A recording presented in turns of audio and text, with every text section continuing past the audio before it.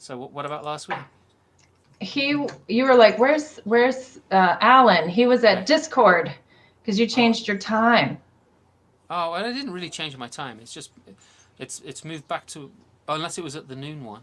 You had a session where you started at 2 instead of one Oh, that's right. o'clock. Yeah, yeah, yeah. Yeah, But I think yeah. he joined us at the very end, which is very nice. Yeah, I think he might have. Yeah, because He I might remember have. Yeah. at the end I went to Discord and they're like, "Oh, we're wrapping up." Like, "Oh, that's right, it's 2." My brain was all messed up that day. Ladies and gentlemen, it is time for Friday with Friends, and today's guest is Misty Mator. We have 3 people watching right now. So if you are watching, please let us know who you are and where you're from, because I don't see that until you put that in the chat. So Misty is a storyteller who I kind of like saw and she kind of crossed paths on the internet quite a lot, every once in a while, and then over the pandemic we got to see each other a bit more and more through work, and then we got to work with each other for doing the debut thing. And I've always liked Misty's work. One reason is because she's good at it, and the other reason is because she tells folk and fairy tales, which is my favourite. So after working with her on debut, I was like, I'm going to have Misty on the show because we got on really well and we had a bit of fun doing that, and I thought, yeah, let's do this. And Misty was, of course, happy to do. Were you happy to do this, or were you? Yeah, I was happy. I was sort of gobsmacked that you asked me. Ooh, that's a good word, gobsmacked. My brain is back on. Yeah, I was having vocabulary muscle Yes, what was weakness that word? today. I can't remember now. Yeah, Let's see if I can find it now. the word for when you can't remember a word, which you'll never remember. Hang on, yeah. Lethonomia. Lethonomia. And they purposely made that a big complicated word so you wouldn't remember the word for when you can't remember a word. I'm sure that was on purpose. I think it was too. Yeah. So we got... Hi, Kristen. Kristen's here. Big hugs. Jane's here. Hi. Yay! Hi, Jane. Good to have you here. I've got lots of birds flying in and out of the tree out front of me. And then we also got Jessica. Of course, Hi, we're going to have Jessica because Jessica loves you, I think. Although she doesn't stalk you as much as she stalks Claire. Or is it Claire that stalks her? I think it's Claire that stalks Jessica, actually. I think they mutually enjoy harassing each other in a very fun sort of way, poking fun. They have a great snarky sense of humor. Yeah, well, Jessica and I do too, but we don't, I think they do it in public and we do it in private.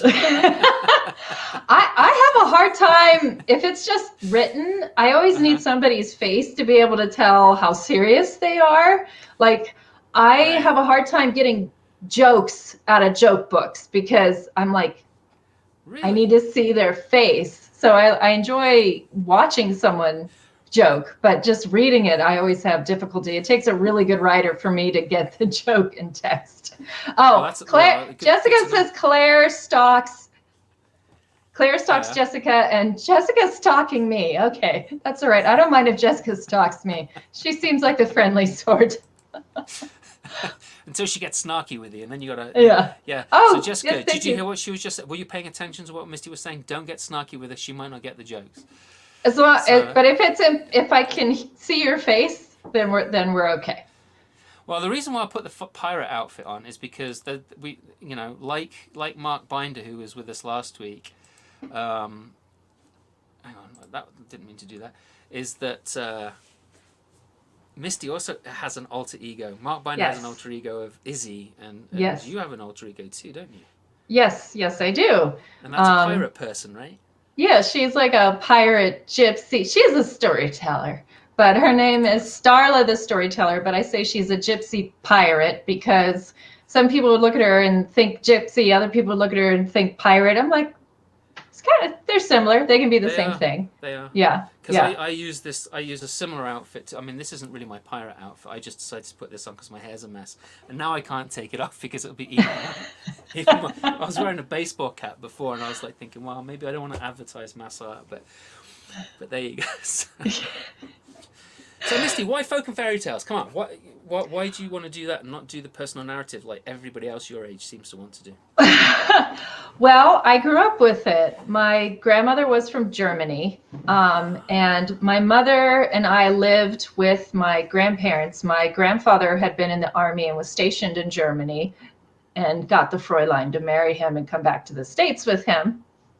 And so she told me stories. And the other thing is that she was really big into education and literacy, but she realized that I would fall asleep faster if she told me a story in the dark with the nightlight on instead of reading me a book, because she would read the book and shut off the light. And then I'm like, no, it's dark, don't leave me. So then she started, she already told me stories, but then that was more of an impetus to tell me even more stories. So she would read them and then she would tell them to me. So that was home. That's what I grew up with. And my aunt, which is my grandmother's oldest daughter, is very much the same way. So when I was in 5th grade, I started reading Greek myths. I read Delaire's Book of Greek Myths, which is still one of the best books on Greek myths for children, even though it's like 50 years old.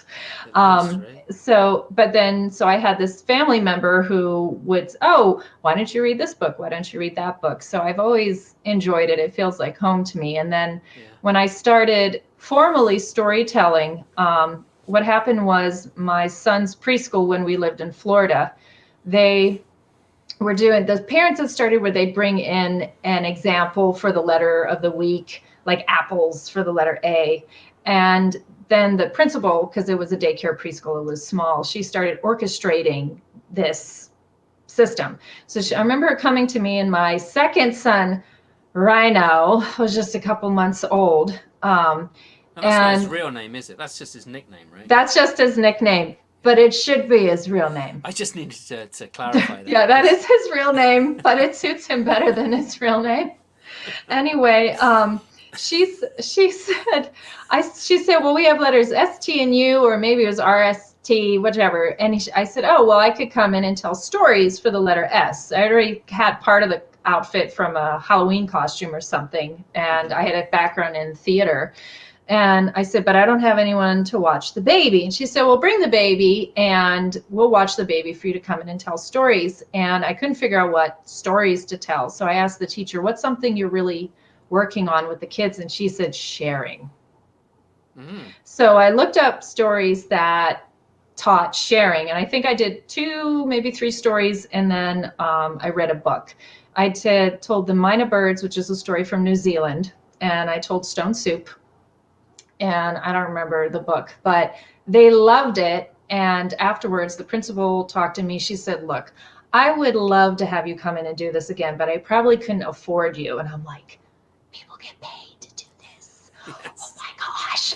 And she said, but I'll trade you an afternoon of childcare for both your boys if you come in and tell us stories for a half an hour, which was like better than being paid, because we had no family, no grandmas to babysit. I did not take to staying at home like a duck to water. It was more like a monkey trying to learn how to swim. Now, if monkeys swim well, don't correct me. Anyway, so that was fantastic. And so for about 18 months, I came in every 4 to 6 weeks and told stories, but I came in as the character to try and distance myself from being my son's mother. And my oldest son has always done the best with having me come in. All the others like, Mom, tugging on me or whatever. And people be like, oh, that's so great. You can bring your children with you to your shows. Like, are you kidding? They will be the ones who pull my wig off, Because when I first started telling, I had really short hair, because I would always cut my hair short when I had a baby, because I learned from my nephew that they get those little fingers tied up in your hair, and then it's... Right. But then I started growing my hair out, so hopefully I wouldn't have to keep wearing the wig, because sometimes I would get headaches after a long show from wearing that wig. So now when I look more like Starla now than when I started. So, but then when we moved to Pittsburgh, that's when I found out, before I moved, someone came up to me and they said, you really need to see Susie Hammer. And she said, she does what you do. And then one day there was a flyer that Susie Hammer was going to be at the local library. So I went there. Susie's been doing storytelling as different characters for decades. And they love her in South Florida. She's got a lantern in a park dedicated to her that says a community treasure, just wonderful. And I came up to her after the show and introduced myself, and she invited me to come to this workshop festival, small festival that they were going to be doing. So I met her, found out about all these other storytellers and the National Storytelling Network. She really encouraged me. She recommended Maria de la Casa's The Story Biz Handbook, which was really helpful to me. And then I moved like 2 months after that back to Pittsburgh to be near Grandma, where, of course, we promptly found out I was pregnant with number 4. So I'm really glad we were near Grandma at that point. And then after my daughter was born, I was like, I'm never going to get to do storytelling again. I'm never going to meet any other storytellers. And I Googled storytelling. Are you? Occasionally. Late in, I mean, I was nursing and had 4 kids. I don't Hey, I was like functioning on maybe 4 hours of sleep. And I already had Rhino and a newborn plus 2 other kids. Yeah, and it was number 4. I get it. Okay. So anyway, and I decided to Google storytelling in Pittsburgh, and it turned out that weekend was Telebration, and the local storytelling guild was having, and I said to my husband, like, I have to go to this. And he said, okay, but can you bring the baby with you? But I brought the baby, and it worked out because that's where I met Stosh Zakowski and Marcia Wong, and I can't remember if Barr was there, but Kate McConnell was there, and they all remembered me because I was the one with the baby. So, and that's where I got plugged in. Crying a lot? No, she was so good. She slept through the whole thing. She was wonderful. And that's where I got plugged in up here with the Pittsburgh storytellers up here, and we have a once-a-month meeting that's now online called Story Share, where we can tell a story and get feedback on what worked, what didn't, or just, talking like that. Yeah, I had a point when I started talking, and I don't remember where we went. So that's my story. That's yeah, that's that was telling folk and fairy tales. That was perfect. No. But to answer your question, that's when I found out about the moth and personal narrative, and it seemed like that's the only thing adult audiences wanted. So I wanted to make sure I had that in my repertoire. So I started trying to tell some of those, which was perfect because I had a couple by the time the pandemic started and found out about Jessica and Better Said Than Done. But then you were on Better Said Than Done, and you told a folktale. You told... She let me. She was very good. She was. You told... I can't remember the title, but it's the husband with the cranky wife and the little devil. Yes. Yes. George and the Devil. Yeah, and it was funny because I was reading Elder Tales by Dan Ketting, and 2 days later, that ended up being the next story in that book, a version of that story. Yeah, so I didn't know that was in Dan Ketting's book.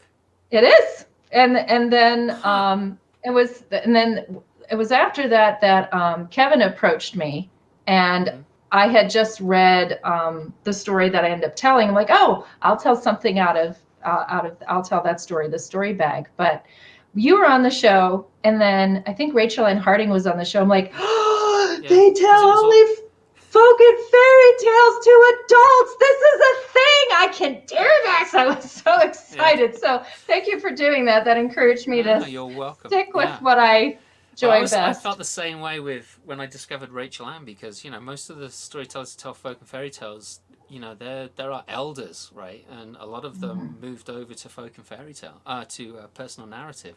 But some of them still do the folk tales, but they do a lot of personal narrative as well. And it was just like, wow, who else is doing this? Not many people. Joseph Bruchac, he tells traditional Native American, first American stories. But not many of us, and certainly not younger people. So when I found Rachel Ann Harding, it was just like, wow, this is brilliant. And then you came up, and it's like, I'm not alone. Right. Yay. Adam, right? Our friend Adam, he's awesome as well. Yes. So we got some comments, which is what I'm going to look at. I'm going to try and move myself some more in the center of the screen. So what is it? Your friendly neighborhood stalker. That's yes. I got that joke. That was written, and I got it. See? Yeah, she's that good. It's true. Laura Sims is with us on Broadway. She's listening on Broadway, so she must be on her phone or something. Hey, Laura, how is it? Is it noisy there? Or can you hear us all right? And Antonia, he has a question for you. You obviously know the answer to this. Okay. What's a pirate's favorite letter? I don't know. You didn't know that? I knew it, but I just didn't want to go there. But plus, you did it so much better. Although I think Rachel Hedman, I'm clicking over here. She says that I haven't got down there yet. Hang on. We'll get to Rachel. She can wait a little while. Tony Toledo, a good friend from Boston, he says folktales tell the truth. Yes. Mo Reynolds just got here, mateys. Nice. Yes. And the distinction was it? The distinction. I understand. I'm not sure what that was referring to. Yeah. Do you know what that was referring to? No, but I was going to say that there was a comment that they can't hear you as well if you can increase your microphone. Normally I'm too loud, so I can definitely do that. So I'm going to keep talking. So tell me when I'm loud enough. I'm just going to move it up to that much because I know there's a massive delay. Oh, Antonio says that's the wrong answer. Is it not R? It is R. What's the right answer? You make it fun of. It is not the R. All right, Antonio. What is it? So Kristen also said. Yeah. The R. What is it, Antonio? This is a trick question. I'm not gonna add him to the call this time. Wrong answer. I can hear you fine. Pirates Project. Is it? Oh, he's just gonna mess with us. You're just gonna leave us hanging. Yeah.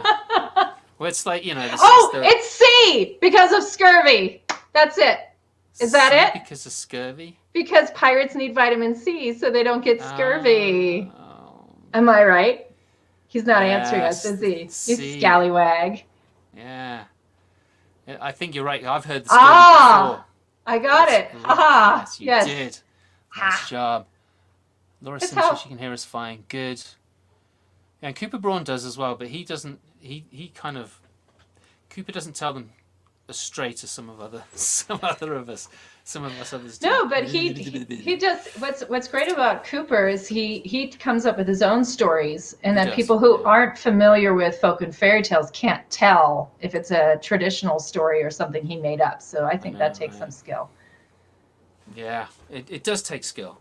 It does. In fact, I've been working with Lanny Peterson, and I'm really excited because we decided. I do the story of Little Red Riding Hood that starts in the belly of the wolf. Oh, okay. So it's like she pushed against the walls, which is squishy and stretchy, and so you have no idea where I'm going when you start off. And then something bumps against her, and she's like, "Oh, what the heck is that?" And she's like, "Well, at least I'm not on my own anymore." And like, "Granny, is that you?" And so that's where the story starts, right? And I'm working on this project with Lanny Peterson, and we were going to use that as a point of view. Example of different point of view, different way to enter a story and all that kind of stuff. And then I started writing other variants of Little Red Riding Hood. The last one that I did was the point of view from the huntsman, and I got really excited about that. And then 2 days ago, we decided that there would be this big version where I kind of like insert all the different ways of telling the story into one version. And what I ended up doing was telling it from different points of view throughout the story. So it opens up with Little Red, then it's the wolf's point of view, then it goes to Granny's point of view as the wolf is running to Granny, and then it's the huntsman's point of view when he goes and rescues them from being eaten in the wolf, and then it goes from the huntsman's view to the mother's view, to Little Red Riding Hood's mother's view. And I finished it 20 minutes before getting on this call with you. Wow, awesome. Like, oh my gosh, this is going to be so good. And I'm really excited about it. You braided the narratives. Yeah. Because they're all from very, very different points of view. Yeah, I'm proud and impressed that you remembered the mother in the story. Usually everybody forgets about her, because I wonder and the dad as well, right? I mean, presumably they don't, well, she would have had to have one at some point to be there. Presumably. But, yeah. But there's no mention in the story if he was still there or still alive. Right. Not in the ones I've read. My favorite is always Little Red Cap. Yeah, that's the French. No, that's the German. Yep. Right. Because Little Red Riding Hood is a French version. Yes. And that's what the wolf says. Well, I'm not going to say what the wolf says because it's inappropriate if there are kids listening. But Little Red Riding Hood, the French version. If you don't know the French version and think that. Oh yeah, you can tell the French version in front of young children. Go and look up the French version because you cannot. It's very naughty. Yeah, he had a very specific intention and moral when he told that story. Yeah, he did. He did. What I like about Little Red Cap is that at the end of the story, she gets a chance to apply what she's learned. She goes back to bring something to grandmother's, and she doesn't stray from the path. Yeah. So that it's the idea that you can have a horrible experience and learn from it. You know, it's not just, oh, this bad thing happened. The idea that she still went back into the woods. So I think it's you don't really think about it when you first hear it, but I think it's a good story of overcoming as well. I mean, she learned the hard way, but then she still went back into the woods. And I think that's significant, you know, the whole get back on the horse kind of deal. Right. See, the thing that I do like that version, and the fact that she goes back in the woods, but I also, the thing that bothers me a little bit is the moralizing, like the don't stray from the path kind of thing. Mm-hmm. Because, you know, if you don't stray from the path, you're not really experiencing life very well, I think. Yeah, I think that you have to keep in mind what audience it was intended for. I think a lot of the Grimm's versions, especially because his informant was his wife, which was stories her mother told her. I think a lot of the stories were originally intended specifically for children, and you were specifically trying to get your children to behave. Not necessarily that you could never stray from the path, but at this point in your life, please don't get lost. Like, please just stay where I told you to, so I don't have to come looking for you in the middle of the night and have my heart in my throat. You know, so there is that. Yeah. But so the way that I do it is, you know, it's like she didn't stray from the path until she was old enough to handle herself. Right. Exactly. I think that's a good point to include. I really do, because it's, you know, I don't want to be too didactic about that kind of stuff, and also that a lot of the lens I feel that a lot of those stories was taken through was a very strong Christian lens, and a lot of these stories predate Christianity, you know, and so it's nice to take out some of that, you know, moralistic point of view, as it were.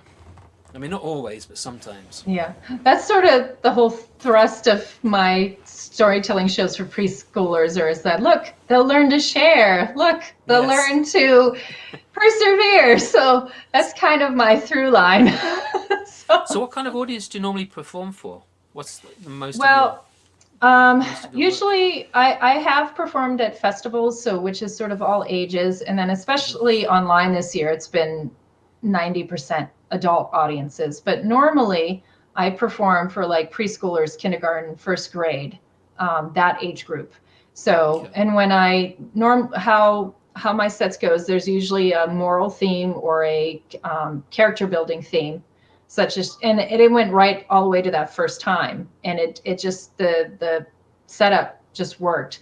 And then usually I like to use a lot of audience interaction. So I do call and response, but I usually teach a form of American Sign Language, because what was happening is I'd have the kids saying a lot of, American, not A form. I use American Sign Language. Okay, beginner's American Sign Language. Okay, all right. Because what was happening in the kids, you'd have a few like, ah! and you'd have some kids that are like, I want to hear her keep talking, and there's someone else. So I started with hand motions, but then I was using baby sign language with my baby at the time. Like, oh, I could use this. So I'll teach them one word in American Sign Language, and then we use that over and over and over again through all of the stories. So right at the beginning, I teach them something to look for a cue word, and then we all do it together. And then during the stories, a lot of times they're like, what sound did the lion make? Ah, you know, but like I've taught pumpkin or be patient. This is bear. Oh, okay. Yeah, but you know, this is just Misty hand emotions. People think I'm Italian because I talk with my hands. They're like, no, just crazy. So right, yeah, I get that. Yeah, I'm not Italian, and I use my. So what is your heritage there? Is other than German? Is there what I know of, because my mother was basically adopted. I am German, Irish, and Cherokee. Oh, wow. Okay. That's cool. So, yeah. So, but I was funny because I was one of like 5 Germans in an entirely Italian town growing up. So, Well, that's probably where you got the hands from then, if you lived in an oh Italian yeah, town. let's say that's why. Because Yeah. you went to school with all these kids and they're all doing Yes. this, right? Yes, we had Homework? Lacasanos. What do you mean homework? Mamma Yeah. mia. Yeah. Like where I went to school with a kid named Sonny, which was short for Santino. Is that what it's short for? I didn't know that. Yeah. Well, it was for him. Everybody Okay. called him Sonny, and his full name was Santino, and his That's family such has a pizzeria. I mean, like classic little Italian town. That's So cool. yeah, And but that so was that's in Philadelphia. no, that was in Elwood City, which is an hour north of Pittsburgh, which Okay. is much more Appalachian than downtown Pittsburgh. Okay. It's funny because I like doing accents. I don't know that I'm very good at them, but the two that are hardest for me to do is my grandmother's Hessian accent and Appalachian accent because it just sounds normal. Like I can't figure out, I don't pick Oh. up the differences in the way you move your mouth or the way things are inflected because that's what I grew up hearing. I wonder if that's why I can't do a Worcester accent, which is where I grew up. That could be, yeah. I'd never thought of it like that before. Yeah, I had a Huh. look. I was trying to figure out how to do a Hessian accent, and oh, I can't think of his name. Walter Strauss, is that it? The Taste of History cooking show, which is in Philadelphia. He bought the original tavern where some of the founding fathers would meet for a pint and would talk Nice. about making this new country in America, and he restored it, and he does all the cooking in the colonial style. Like it's on my bucket list to go and eat there. Wow. But his accent is identical to my grandmother's. It's a Hessian accent, which is part of central Germany. Could you try and do it now? No. I was going to say it's okay to say no, but I was thinking I'm not going to say that. She'll say no anyway. Yeah, I think that's a good idea that you don't do it if you don't think you do it well. That's one of the things that I do accents because I love accents and I love having fun with it. But I also try not to do accents unless I've been told by someone that speaks that way normally says, yeah, I don't feel like you're making fun of me anymore. Okay, yeah. You've got it, right? That's a good benchmark. That you can do it consistently. I've heard tellers where they start in one accent and then they sort of slide in the other one. And it doesn't mean the storytelling is bad, but I personally feel like I need to be able to do it consistently. And I remember, I'm like, I really want to be able to do my grandmother's accent well when I have told personal stories involving her. I remember watching all these YouTube videos try like Hessian accent, and that was the only way to pick it apart. I can do a Berliner accent much better than a Hessian accent. Oh, give me a minute. Because I can't do a German accent that very well. Stuttgart, where are you going? Where? Why do you want me to speak this way? Ah? Yeah, Warum? that sounds good. Yeah. I like that. Yeah. So, but apparently... Not all German from Berlin are quite so aggressive like that, I have to say. Right. I worked in youth hostels for about 5 years, and we had a lot of people from Germany and the Netherlands coming in, and it was very rare that I would hear a German speaking as aggressively as that. Right. That is sort of the stereotype for Berlin. And the thing about German is they say every consonant and every vowel. There are no silent letters. That's nice. It makes it a lot easier to learn. Like the word purple in German, if you were to spell it phonetically, it would be like Purpel. Mm-hmm. Like they would think you misspelled it with the silent E on the end. Yeah. But in Hesse, they soften a lot of their consonants compared to other parts of Germany. So it's more similar to English in that way. But I remember talking with my aunt who lived there for 5 years when she was a little girl before they moved here. I'm like, I can't get the R's. What am I doing wrong? She's like, that's because we barely say the R's. Like if it's at the beginning, I could say it, but in the middle, I'd have a really hard time. She's like, no, it's just because, we just touch on the sound. So, That's But interesting. Accents are fascinating, aren't they? they are. They're a lot of Because fun. it is. It's like, you were saying about the shape of the mouth. That has Hmm. so much. I find it's so much, and what you do with your tongue as well. Like Yes, where your yes. tongue is in your mouth, and whether it's high up in the roof, or if it's Or back, if first, it's forward. Yeah, yeah. yeah, yeah. And It's like I said, those two accents that I grew up hearing, I have such a hard time being able to listen and pick out what it is they're doing because it's just sounds normal. It was in yeah.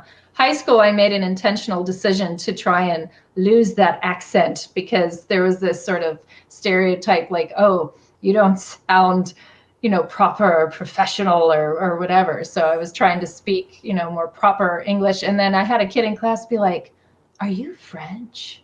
Your accent is different. No, no, I'm just not speaking I like you. just not from around here. Yeah, so. Yeah, that was like me when I was growing up. It was, I wanted to be a photographer. That's what I went Hmm. to school for, and so I wanted to lose my Worcester accent, and so I did. Not all of it. I mean, it's still I can still now I Yeah, can hear it if I'm listening yeah, to recordings and stuff. I can hear it, but yeah, it was. I wanted to be able to talk to CEOs and right, business owners right. and not sound like a bumpkin. That is Exactly, not a exactly. Worcester accent. Yeah, That's more of a yeah, Somerset accent. But yeah, yeah, um, so it's funny how we do things like that to ourselves and then can't go back. yeah. Because Ed Stivender, he was talking about he used to have a very strong Philly accent, and when he was at school, he got rid of it, and he can't Hmm. do it anymore. I Yeah, wonder if that's what you're saying. It's like, because it's not it. We hear it as native. We hear it as that's our voice.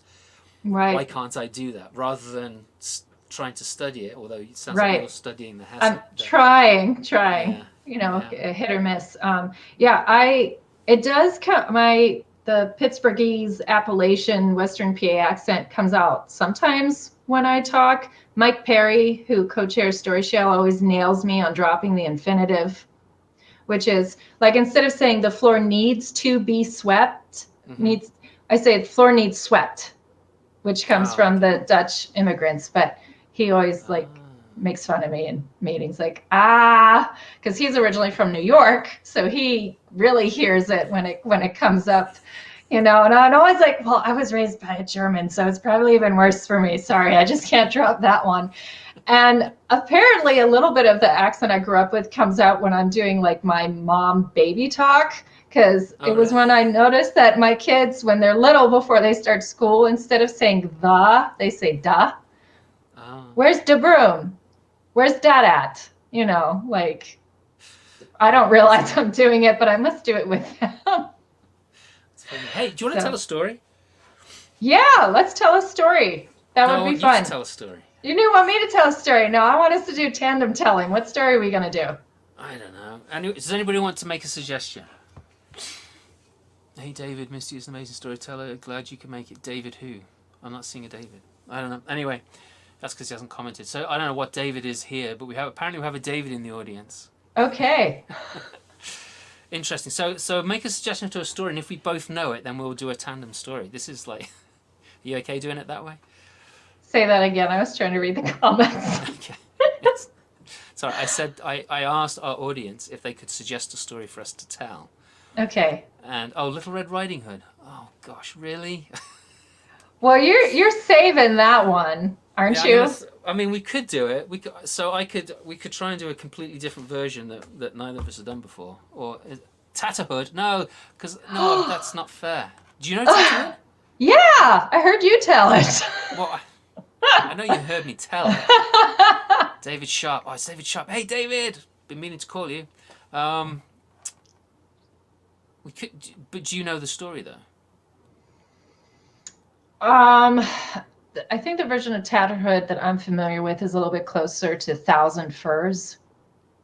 Which I don't know. Okay. You don't know that one. No, I don't know that one. All right, come This on. is Give us another one. this Snow is White. why All right. Okay, Snow White. yeah, okay. Let's do All right. Snow Okay. White. So, because I don't tell Snow White.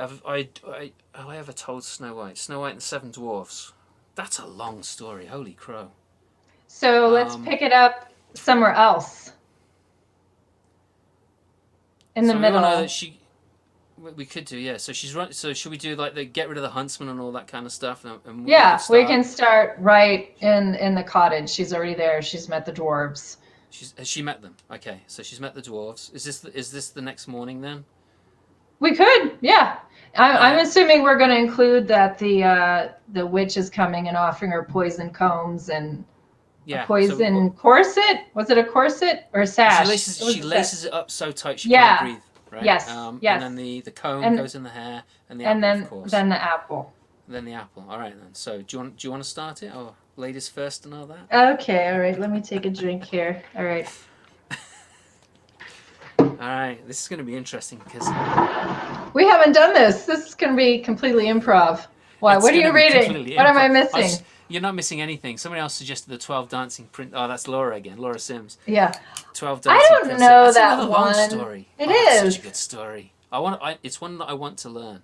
Okay. Yeah. Yeah. I'm familiar with it enough that I could do it off, but it wouldn't be as good. So. See, I don't. Yeah. Yes. See, I'm trying to think about Snow White now, and I always get Sleeping Beauty and Snow. So if I call her Sleeping Beauty, it's my bad. I don't get Sleeping Beauty and Snow White mixed up because I like Sleeping Beauty better than Snow White. See, I like, I don't know. Sleeping Beauty's a bit. Janice Del Negro says it's the most boring story ever. It's where the main character is asleep through the whole story. Yeah. And she does an amazing version of it. Yeah. Right, then, I was going to say, what if we did East of the Sun, West of the Moon? I thought that's my favorite story. I've never gotten to tell it. Except That's another long one. It is another long one. They're all. Yeah. Let's stick with Sleeping Beauty. Snow White. See, I'm getting mixed up already. Sleeping White or Snow Beauty. Snow Beauty. There we go. Oh, that's it. We can come up with our own. We'll call it Snow Beauty. Which sounds like she's not beautiful. She's Snow Beauty. She's Snow Beauty. This is why. That's the real reason they wanted to kick her out, because she was breaking the mirrors when she looked in them. That's right. When she was born, somebody hit it with the ugly stick. Okay. Oh, I feel like this is stretching my. Oh, and adjust. This is my kids. Okay, there. That's better. I don't feel like I'm getting a vice on my head anymore. Okay. Snow White. Next morning. Miss Fancy Pants over there. Well, I have a new toy. I like playing with it. I have a new drum. I like playing with it. Okay. All right, hold on. I'm not in the zone. Give me a minute. Okay, I know. I was thinking the same thing.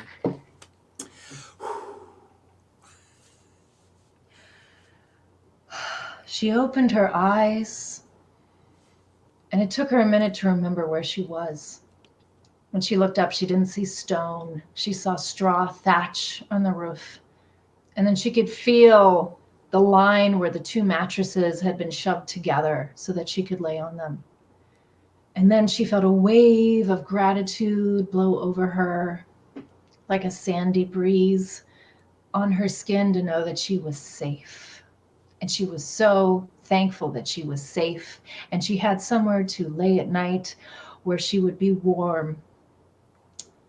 And she got up and she looked around and she listened. And all she could hear were birds singing. And she realized that the 7 miners must have left to go to work. So the best thing she could think of to show her gratitude for them keeping her safe from her wicked stepmother was to clean their home, because you could totally tell 7 men lived there all alone. So she started making the beds, and then she swept the floors, and she swept the corners of the cobwebs, and she began baking bread. And for many days, many weeks, many months, every day the 7 miners would come home to the smell of bread wafting out of the cottage. And it felt so like having 7 brothers to look out for her, to annoy her, and to feel like she belonged somewhere, because she didn't belong in the castle. Her father was often gone, and her stepmother was her stepmother, and that's why we're telling this story. But the servants weren't her friends either, and her stepmother was cruel, so she never got any playmates for her. So finally she felt home. But there's a problem when you live with 7 men. Well, a few problems, but the one we're going to focus on is just a feeling of loneliness for feminine companionship, because you just can't talk about some things with your 7 brothers. And one day, as if by magic, this woman started coming down the road, and she had deep set wrinkles on the sides of her face and around the corners of her mouth, and a stray of grand hair coming out from underneath her, remarkably similar to what I'm wearing, red kerchief. And the woman stopped and she talked with her outside. And they talked about the flowers and how difficult it was to get certain breads to rise. And the woman said to her, "You have been so kind to me. Here, let me give you this comb. You put it in your hair and you will feel like the lady of the house." And Snow White accepted the comb. And after the woman had left and she had finished baking the bread for the day, she combed her hair with the comb that she had, and then she took that comb and stuck it into her hair. It scraped her skin. And she began to feel a little bit like she was walking on a boat. And she stumbled and held on to something. And the next thing she knew, she woke up and her 7 brothers were in front of her telling her that they had gotten this comb out of her hair. And then she woke up and they said, we knew that woman was a witch. I bet that was her in disguise and they gave you that comb. Don't talk to any more strangers. And for a while, things were fine. But then she was lonely again. There was things in her heart that she tried to talk about with her brothers. And the whole scene played out again. An elderly woman, different from the other one. She had short black hair and skin the color of coffee. And she was kind. And they talked about the places the woman had come from and the things that she had seen, and how wrinkles about people who live out in the hot countries with the sun are deeper set than someone who lives out here in the forest. And she said, "You have been so kind to me. I will give you this sash, this ribbon you tie around your neck, and you shall feel beautiful." And she bid the woman farewell. And after that night, again, before her 7 brothers came home, she took that ribbon and tied it around her neck. But when she tied the bow, it was as if the bow kept stretching and stretching and stretching. And the next thing she knew, her brothers were saying they'd taken this ribbon off of her neck and don't talk to strangers.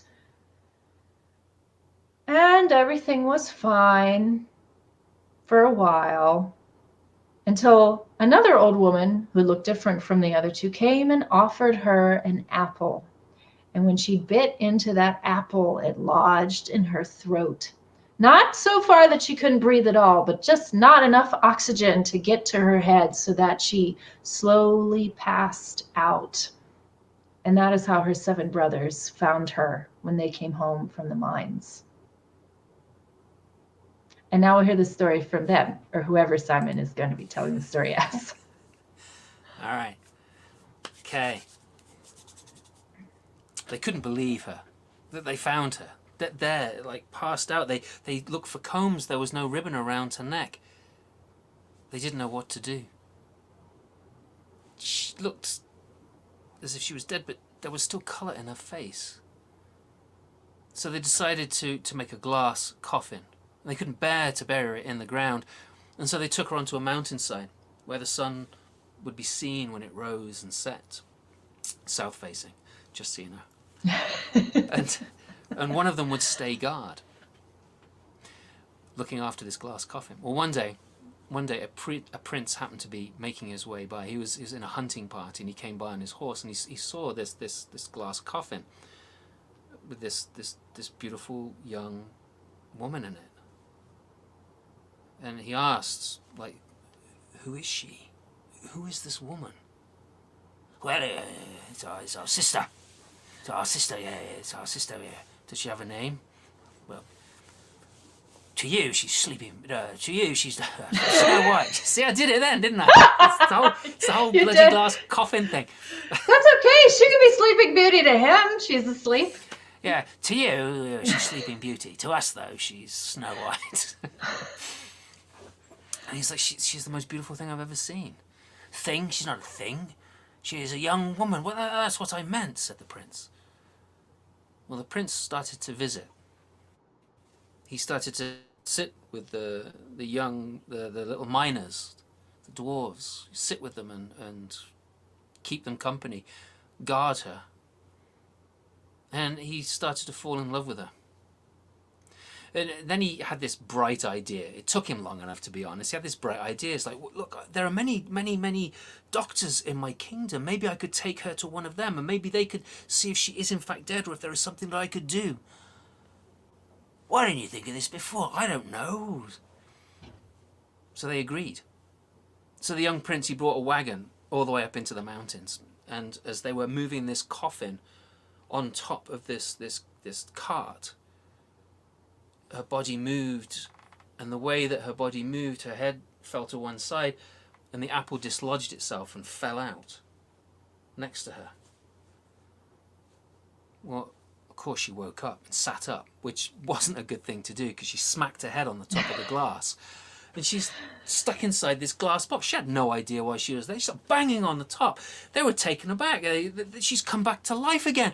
They lowered the coffin back down. They unlocked the glass and lifted it up.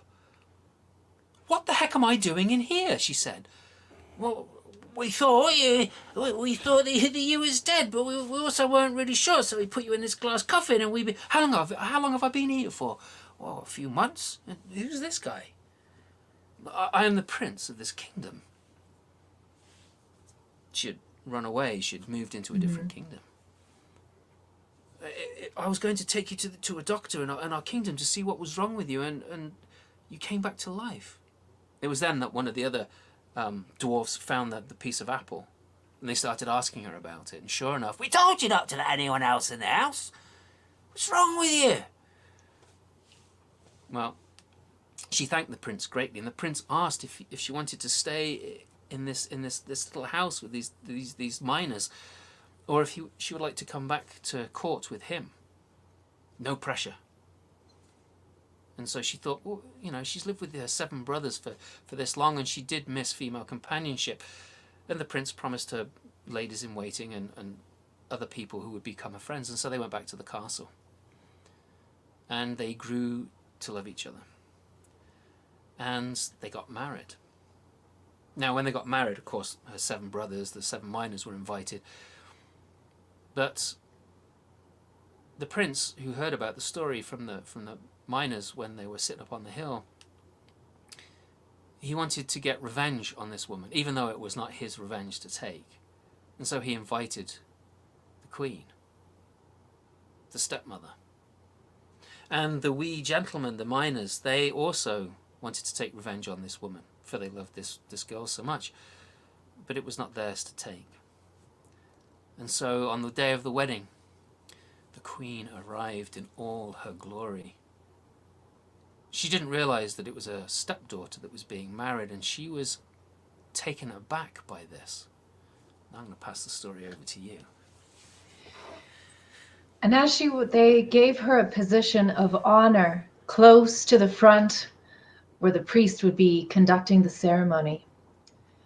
And as the beautiful woman came up in a veil that trailed down to her feet, and a train that came up behind her so long that it would have needed 14 brothers, if they allowed brothers to do that, to carry the train. And they kneeled down before the altar and said all of their vows. And the queen was already thinking about how she could ingratiate herself with this young woman, for a power alliance with this kingdom would be very beneficial to her own kingdom. And when the prince lifted the veil, she recognized Snow White. And she knew there would never be a partnership with this kingdom. And she knew that they must have put her there to say clearly, we know what you have done. But they did something worse to her than she ever could have imagined. You're going there. They didn't go. They didn't exact any specific justice on her, other than they invited her often to their kingdom, and they would make requests. Oh, we need 1,000 horses for our army. Do you think you could spare them? Oh, we need quail for the pregnant queen in our kingdom. Do you think you can find quail eggs for her? Oh, the new child would love to have 1,000 peacocks. And she knew that she could never refuse any request they made of her, because they had her over a barrel, as the saying goes. And for the rest of her life, anytime she saw a message had come from Snow White's kingdom, her heart would race and her skin would have hot prickles, and she always felt as if she was dancing in red hot iron shoes around them. The end. That's a great ending. I love that. Taking the metaphor and making it a real metaphor. Thank you. Yes, that's really, I like that ending. Yes. Thank you. Round of applause for that. I loved your dwarf. He was fun. That was great. Yes, and it was fun.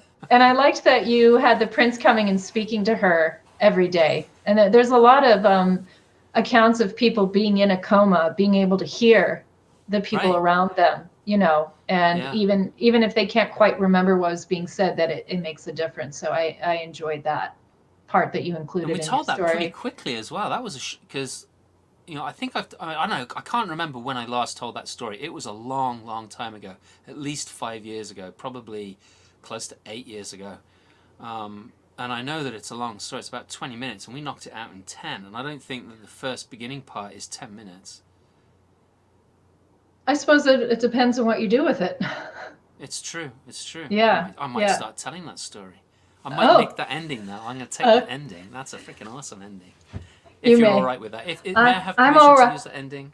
I'm all right with that. Just if you put it on a CD, say like, and thanks to the brilliant Misty Mator for this ending.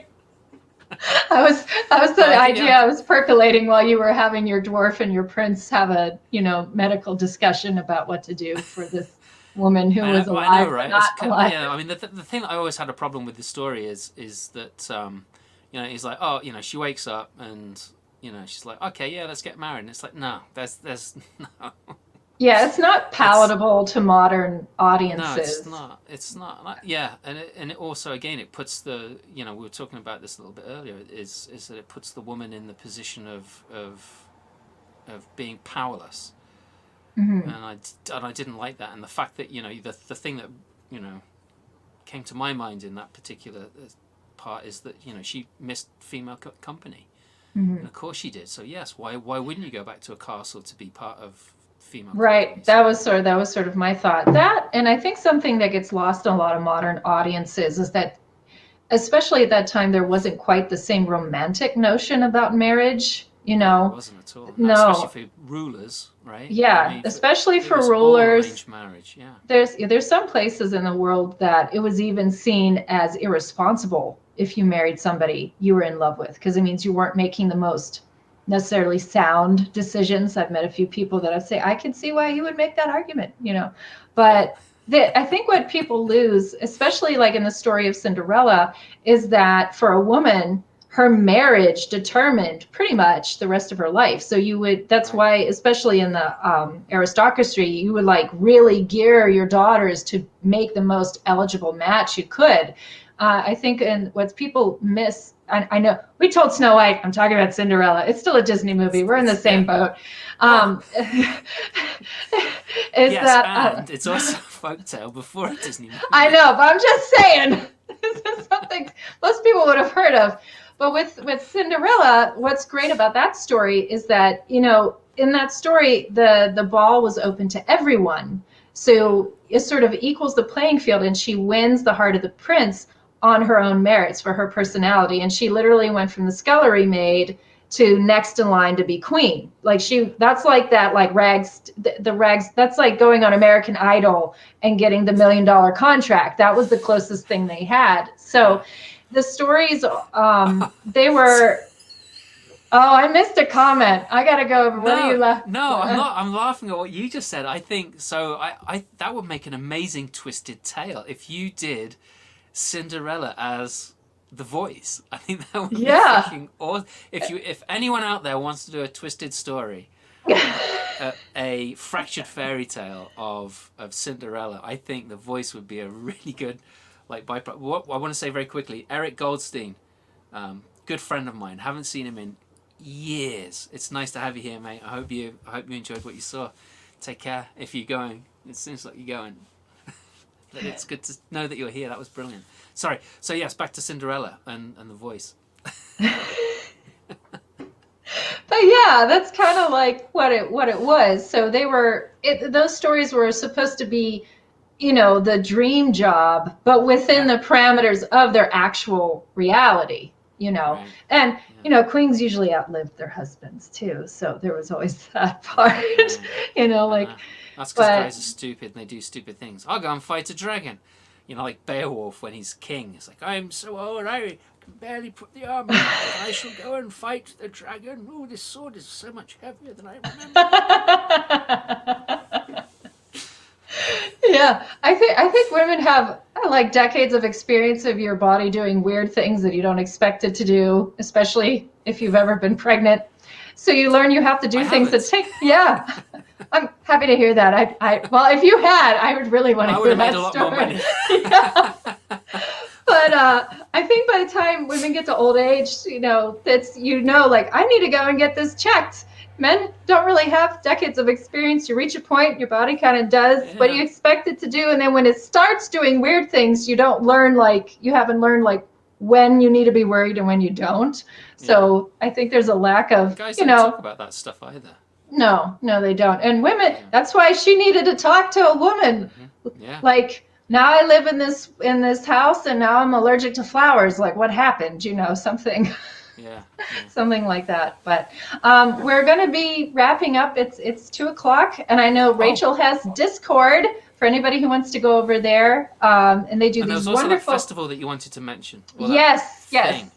So, but yeah, 2:00. There's the Discord discussions. Discord is an online gaming community. I don't know. Rachel's always eons ahead of me on the technology stuff. She's like, oh my gosh, this would be a great place for storytelling. So. Yeah, if you Misty's taken over my show. She's told me it's 2:00 and it's time to end, and she's wrapping it up for me. But I'm just saying. Right, so Rachel's got something else going on, which is on Discord. Look her up. Yes. Rachel Hedman and Story Crossroads. But tell me about this folktale thing that you put yourself in for. So Tell, Pittsburgh Storytelling Series is going to be doing the Folktale Fight contest for emergent tellers. Emergent tellers are tellers that have an amount of experience doing storytelling, but maybe haven't quite reached a national level yet, like Jonesboro or Timpanogos. So there's liars. I can't go. No, sorry, but you can come watch. Yeah. And you can't have performed for Tell before, so I can't be in it either. Plus, I'm kind of, doing all the bits and bobs backstage to help make this happen. But I had the idea. I was like, there's liars contests, there's story slams for personal narratives. There's nothing for folk tales and fairy tales. So this is something that you've created then?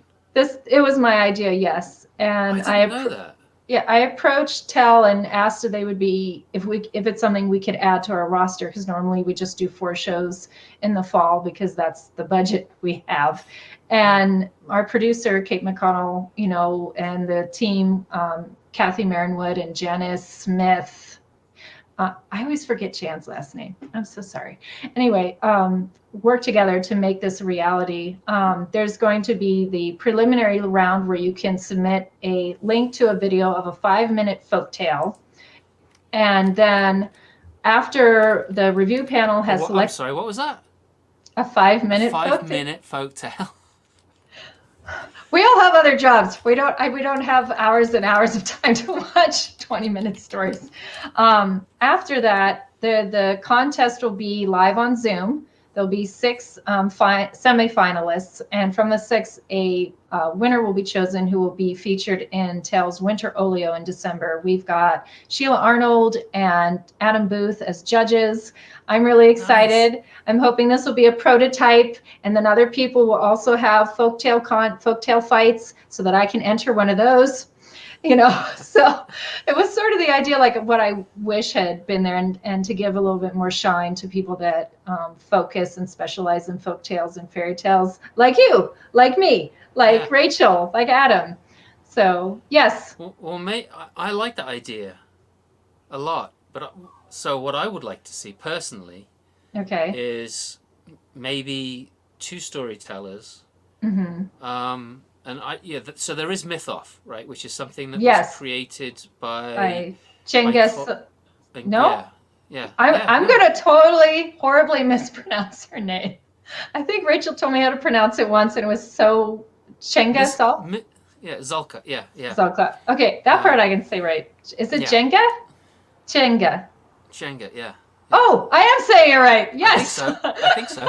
Unless somebody wants to correct us, but yes, I think that is right.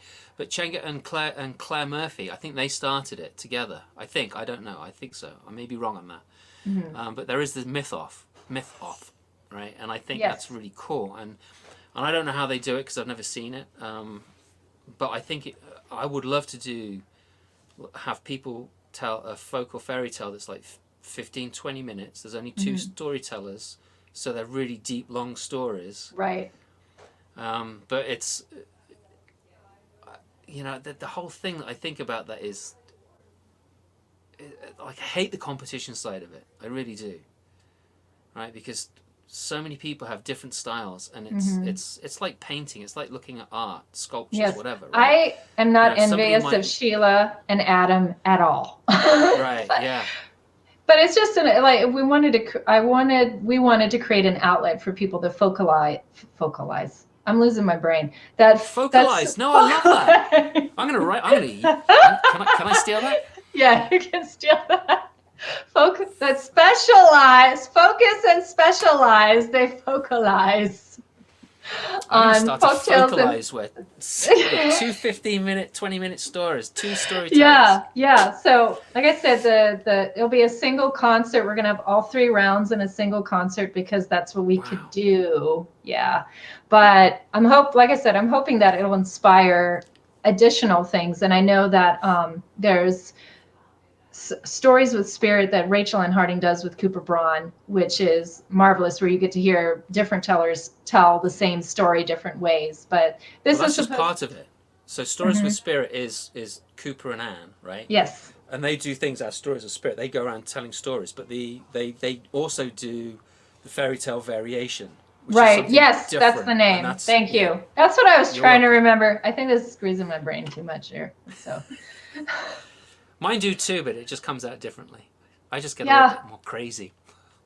I just lose the ability to do higher functioning thinking. Like, it's cutting off circulation to parts of my brain. I have that's the donut bag moments.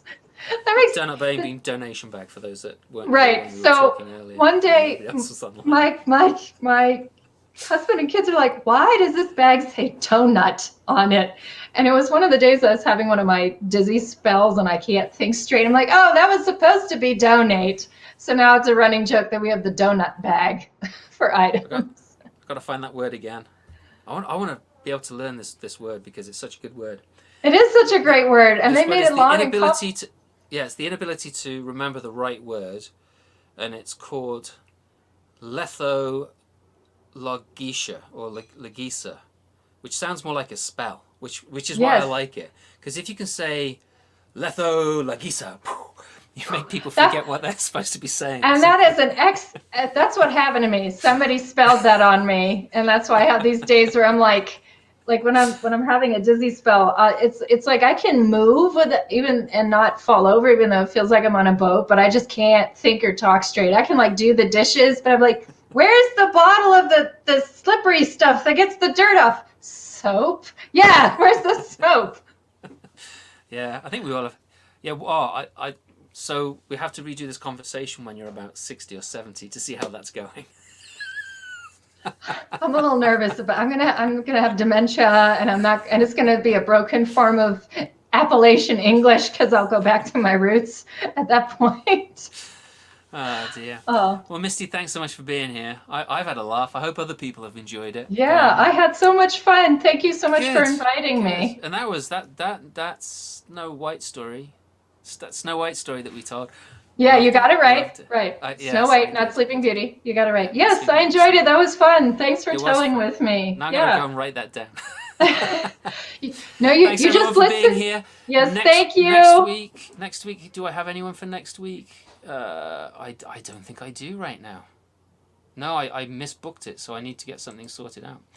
Nothing like last minute stuff, eh? Anyway, I have asked a couple of people. I just haven't heard back. Jessica says yay, and so Rachel Hedman is multitasking here. The myth of origins. Oh, thank you.